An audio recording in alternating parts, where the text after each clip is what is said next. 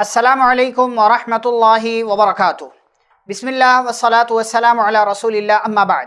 معزز ناظرین، محترم سامعین، گفتگو چل رہی ہے کہ رسول اللہ صلی اللہ علیہ وسلم نے امن کے دور میں بادشاہوں اور ذمہ داروں کے نام خطوط لکھنا شروع کیا۔ اس سے پہلے کی ملاقات میں ہم ایسے دو خطوط کا، دو لیٹرز کا تذکرہ کر چکے ہیں۔ ایک نجاشی بادشاہ کے پاس آپ صلی اللہ علیہ وسلم نے بھیجا، اور دوسرا خط مصر کے بادشاہ مقوقس کے پاس آپ صلی اللہ علیہ وسلم نے روانہ کیا۔ آج کی اس ملاقات میں ہم ایسے ہی اور کئی خطوط کے بارے میں بات کریں گے۔ تیسرا خط جو آپ صلی اللہ علیہ وسلم نے بھیجا وہ ایران کے فارس کے بادشاہ کسریٰ کے پاس بھیجا، جس کا نام خسرو پرویز تھا۔ آپ صلی اللہ علیہ وسلم نے خط لکھ کر کے عبداللہ بن حذافہ سہمی رضی اللہ تعالی عنہ کو اپنا قاصد بنا کر کے ایران کی طرف، فارس کی طرف روانہ کیا، اور کسریٰ کے دربار میں صحابی رسول حضرت عبداللہ بن حذافہ سہمی رضی اللہ تعالیٰ عنہ پہنچے۔ نبی صلی اللہ علیہ وسلم کا خط اس کو دیا تو بادشاہ نے تکبر والا لہجہ اختیار کیا، غرور اور گھمنڈ سے اس نے پیارے نبی صلی اللہ علیہ وسلم کا خط پھاڑ دیا اور کہا کہ میری رعایا میں سے ایک حقیر غلام میرے نام سے پہلے اپنا نام لکھتا ہے۔ اس لیے کہ نبی صلی اللہ علیہ وسلم جب خط لکھتے تھے تو اس میں لکھتے تھے کہ محمد الرسول اللہ کی جانب سے فلاں بادشاہ کے نام۔ ایسے ہی خط آپ صلی اللہ علیہ وسلم نے اس کے نام بھی لکھا تھا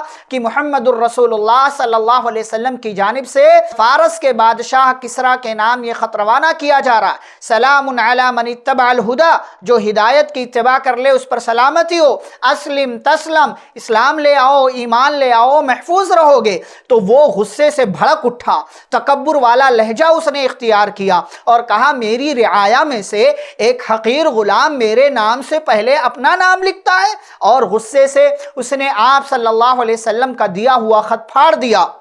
حضرت عبداللہ بن حذافہ سہمی رضی اللہ تعالی عنہ نبی صلی اللہ علیہ وسلم کے پاس پہنچے۔ آپ کو خبر ملی کہ کسریٰ نے میرا دیا ہوا خط پھاڑ دیا ہے۔ آپ صلی اللہ علیہ وسلم نے بددعا کی کہ اللہ تعالی اس کی حکومت کو بھی ریزہ ریزہ کر دے، ٹکڑے ٹکڑے کر دے۔ نبی بددعا کرے اور قبول نہ ہو، ایسا کیسے ممکن ہے؟ اللہ نے حالات ایسے پیدا کیے۔ کسریٰ نے جب نبی صلی اللہ علیہ وسلم کا خط پھاڑا تو اس کے ساتھ ہی اس نے حکم دیا دو آدمیوں کو بھیجنے کا کہ جاؤ اور اس آدمی کو جو میرے نام سے پہلے اپنا نام لکھتا ہے اس کو پکڑ کر کے لے آؤ۔ چنانچہ یہ دونوں آدمی نبی صلی اللہ علیہ وسلم کے پاس گئے اور نبی صلی اللہ علیہ وسلم سے کہا کہ ہمارے بادشاہ نے آپ کو طلب کیا ہے۔ نبی صلی اللہ علیہ وسلم نے حکم دیا کہ کل آنا۔ دوسرے دن وہ لوگ آئے اور اس سے پہلے ہی نبی صلی اللہ علیہ وسلم کو اس بات کی اطلاع دی جا چکی تھی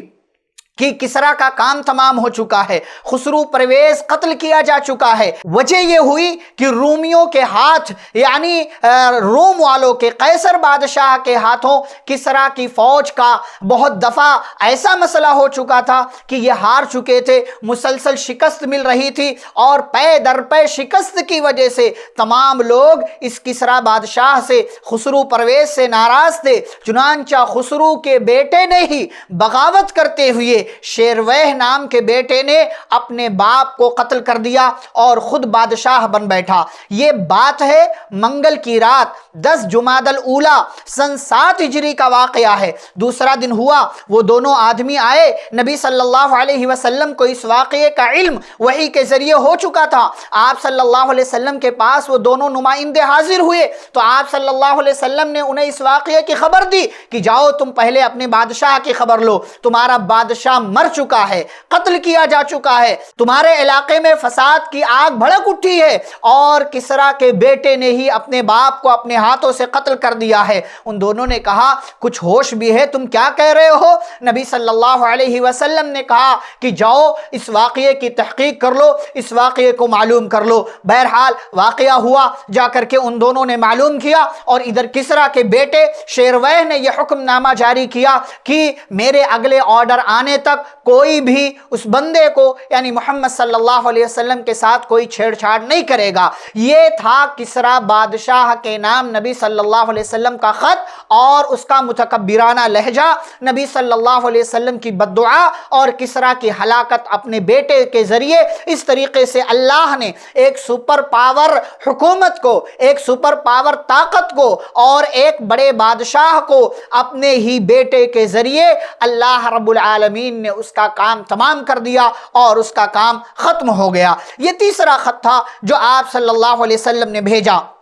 ایسے ہی پیارے رسول صلی اللہ علیہ وسلم نے ایک خط بحرین کے حاکم منذر بن ساوی کے نام روانہ کیا اور حضرت علا بن حضرمی رضی اللہ تعالی عنہ کو یہ خط دے کر کے قاصد بنا کر کے بھیجا، لیکن ادھر سے کوئی جو ہے اسلام لانے کی بات معلوم نہیں ہوئی اور وہ بندہ مسلمان نہیں ہوا۔ ایک اور خط آپ صلی اللہ علیہ وسلم نے بھیجا یمامہ کے حاکم حوزہ بن علی کے نام، سلیچ بن عمرو عامری رضی اللہ تعالی عنہ کو آپ صلی اللہ علیہ وسلم نے قاصد بنا کر کے خط دے کر کے روانہ کیا، اور یہ خط لے کر کے یمامہ کے حاکم حوزہ بن علی کے پاس پہنچے تو اس نے تکبر کا اظہار کیا اور ساتھ ہی ساتھ اس نے کہا کہ یہ جو ہے محمد اپنی حکومت میں سے کچھ ٹکڑا کچھ زمین مجھے دے دے، اور آپ صلی اللہ علیہ وسلم کے پاس صحابی اس کا پیغام لے کر کے، اس کا جواب لے کر کے پہنچے تو پیارے رسول صلی اللہ علیہ وسلم نے کہا وہ میری حکومت کا ایک ٹکڑا چاہتا ہے، میں اسے کوئی بھی ٹکڑا دینے کے لیے تیار نہیں ہوں۔ اور پھر آپ صلی اللہ علیہ وسلم نے پیشن گوئی کی، امامہ کا علاقہ وہ علاقہ ہے جہاں سے نبوت کا ایک دعوے دار پیدا ہوگا، اور واقعی وہاں سے مسیلمہ کذاب نام کا نبوت کا دعوے دار پیدا ہوا، جسے حضرت ابوبکر صدیق رضی اللہ تعالیٰ عنہ کے زمانے میں قتل کیا گیا اور اس کا کام تمام کیا گیا۔ ایسے ہی ایک اور خط آپ صلی اللہ علیہ وسلم نے دمشق کے حاکم حارث بن ابی شمر غسانی کے نام روانہ کیا اور حضرت شجاع بن وہب رضی اللہ تعالی عنہ کو اپنا قاصد بنا کر کے لیٹر دے کر کے آپ صلی اللہ علیہ وسلم نے اس کی جانب روانہ کیا، لیکن وہ بندہ بھی مسلمان نہیں ہوا۔ ایک اور خط جو آپ صلی اللہ علیہ وسلم نے روانہ کیا عمان کے بادشاہ جعفر اور اس کے بھائی عبد کے نام، یہ دونوں بھائی وہاں کی ذمہ داری، وہاں کی حکومت سنبھال رہے تھے۔ پیارے رسول صلی اللہ علیہ وسلم نے ان دونوں کے نام خط لکھا اور ابھی جلد ہی اسلام لانے والے صحابی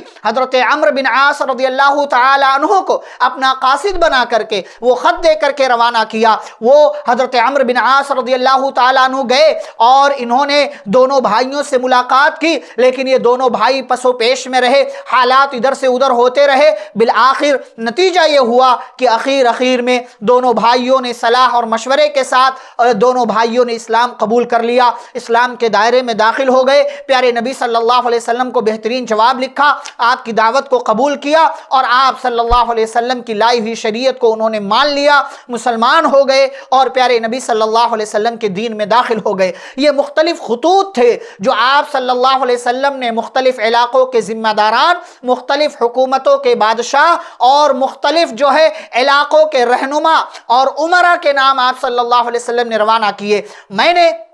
اب تک 7 خطوط کا تذکرہ کیا۔ ایک اور خط جو بڑا اہم خط تھا جو آپ صلی اللہ علیہ وسلم نے روم کے بادشاہ قیصر کی جانب روانہ کیا، اس کے اندر تفصیل ہے، اس کے اندر کئی ایک باتیں ہیں۔ انشاءاللہ ہم اگلی ملاقات میں قیصر کے نام جو آپ صلی اللہ علیہ وسلم نے خط بھیجا تھا اس کا تفصیلی تذکرہ پیش کریں گے۔ والسلام علیکم ورحمۃ اللہ وبرکاتہ۔